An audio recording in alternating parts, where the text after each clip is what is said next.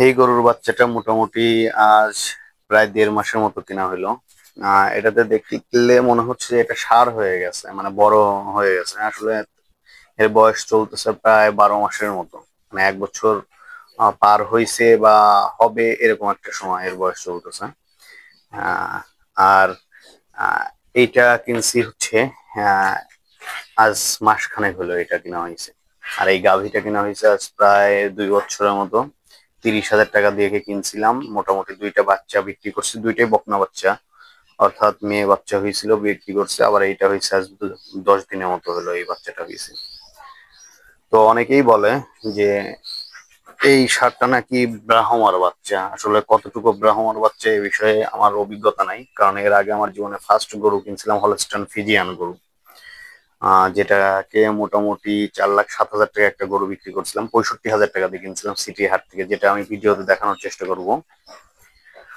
তো আমার সকালে গরুর ঘরটাকে পরিষ্কার করার পরে পানি দিয়ে যখন একদম ক্লিন করে দিলাম, পানি দিয়ে ক্লিন করার পরে মোটামুটি এখন পরিষ্কারই আছে।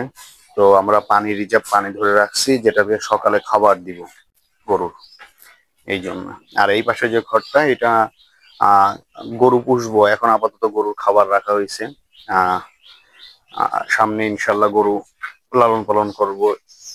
এখানে মোটামুটি 6-7টা গরু পোষা যাবে। আর বড় গরু যদি লালন পালন করতে চাই, মোটামুটি 3টা বড় গরু এখানে রাখা যাবে। আর এই পাশেও 3টাই রাখছি। এ পাশেও ছোট গরু হলে 6টা গরু রাখা যায়। আর বড় গরু মোটামুটি 3টা আহ অনায়াসেই পোষা যাবে। তো গরু পুষতে গেলে আমি আগেও যেটা বলছি এখনো সেটাই বলছি, গরু পুষতে গেলে গরুর মালিক হওয়া যাবে না, গরুর দাসীর মতো কাজ করতে হবে, দাসী ভাবতে হবে নিজেকে গরু। না হলে কখনোই গরু লালন পালন করা সম্ভব না।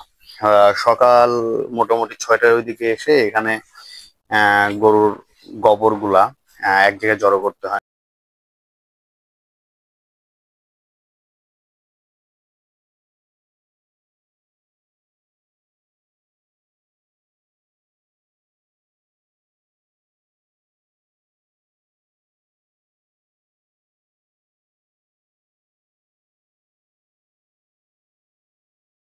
তারপরে পানি মেরে এই গোবর গুলা পরিষ্কার করতে হয়, তারপরে ঘরেরটাকে পানি মেরে ক্লিন করতে হয়।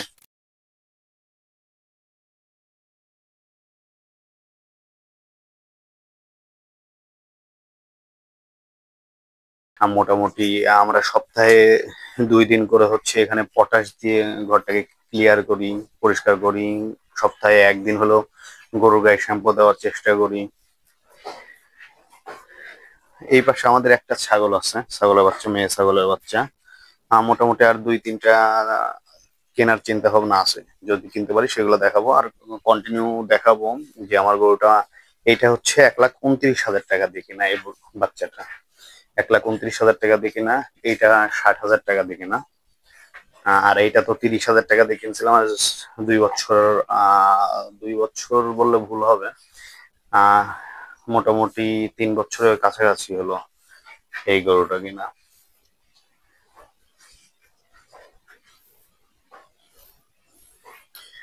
তো আমি রেগুলার প্রতিদিন এই গরুগুলোর আপডেট আপনাদের কাছে দেওয়ার চেষ্টা করব।